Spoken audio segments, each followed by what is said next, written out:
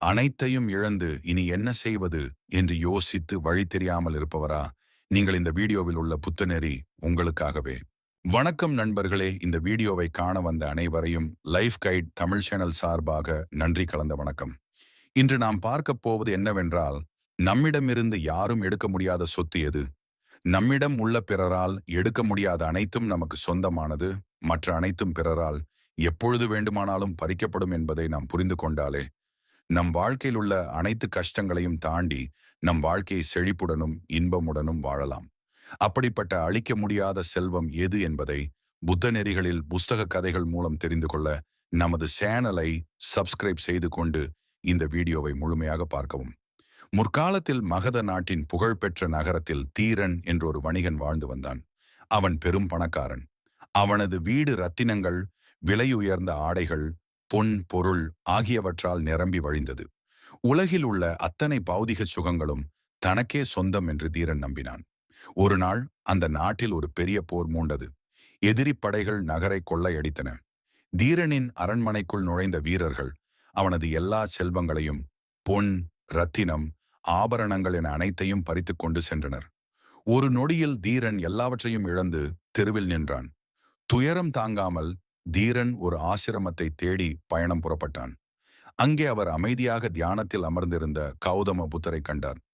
பகவானே, தீரன் சோகத்துடன் சொன்னான், என் வாழ்க்கையின் எல்லாமே நான் சேர்த்தவை. என் வீடு, என் தங்கம், என் சுகங்கள். நேற்று வரை அவை என்னுடையதாக இருந்தது. ஆனால் இன்று எதிரிகள் அனைத்தையும் பறித்து கொண்டார்கள். நான் ஏழையாகிவிட்டேன். உண்மையிலே என்னுடையது என்றால் என்ன? புத்தர் அமைதியாக புன்னகைத்தார். அவர் தீரனின் அருகில் அமர்ந்து பேசத் தொடங்கினார். ஓ தீரா, நீ சேர்த்த செல்வங்கள் உன்னுடையது என்று நினைத்தாய். ஆனால் இப்போது நீ உணர்ந்தாய் அல்லவா? ஒருவரால் எடுத்துச் செல்லக்கூடியவை அனைத்தும் வெறும் வைப்பு நிதிகள் மட்டுமே. அது உனது சொந்தம் அல்ல. நீ ஒரு கொள்ளையனுக்கு பயந்துதானே இந்த நகரத்தை விட்டு வெளியேறினாய்? தீரன் தலையசைத்தான். புத்தர் தொடர்ந்தார். தீரா, இந்த உலகில் ஒரு கொள்ளையனாலோ, ஒரு எதிரி படையாலோ, ஒரு இயற்கை சீற்றத்தாலோ, காலத்தாலோ எடுத்துச் செல்ல முடியாத சில விஷயங்கள் உள்ளன.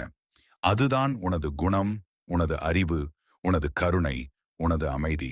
நீ பெற்ற அறிவை ஒருவனால் உன்னிடமிருந்து பறிக்க முடியுமா? இல்லை. நீ புரிந்து கொண்ட உண்மையை ஒருவனால் திருட முடியுமா? இல்லை. நீ மற்றவர்களிடம் காட்டிய அன்பை ஒருவனால் அழிக்க முடியுமா? இல்லை. நீ எவ்வளவு சேர்த்தாலும் அது ஒரு நொடியில் அழிந்து போகலாம். ஆனால் உனது உள்ளே நீ சேர்த்த இந்த நற்குணங்கள் நிரந்தரமாக உன்னுடனே நிலைத்திருக்கும். அதை யாராலும் உன்னிடமிருந்து எடுத்துச் செல்ல முடியாது. தீரனின் கண்கள் திறந்தன. தனது வெளிச்செல்லும் செல்வம் அனைத்தும் இழந்தாலும் தனது உள்ளே இருக்கும் அமைதியான மனம், தைரியம், அனுபவத்திலிருந்து கிடைத்த ஞானம் ஆகியவை தன்னிடமிருந்து யாராலும் எடுக்க முடியாது என்று அவனுக்கு புரிந்தது. தீரன் உலகப்பற்றுள்ள செல்வங்களை பற்றிய சிந்தனைகளை துறந்து புத்தரின் சீடனாக மாறினான். தனது உள்ளே இருக்கும் ஞானத்தையும் கருணையையும் அதிகரிக்க அவன் கவனம் செலுத்தினான். ஏனெனில் அதுதான் தன்னிடமிருந்து யாராலும் எடுத்துச் செல்ல முடியாத உண்மையான செல்வம் என்று அவன் உணர்ந்தான். எதை உன்னிடமிருந்து யாரும் எடுத்துக்கொள்ள முடியாதோ அதுதான் உன்னுடையது.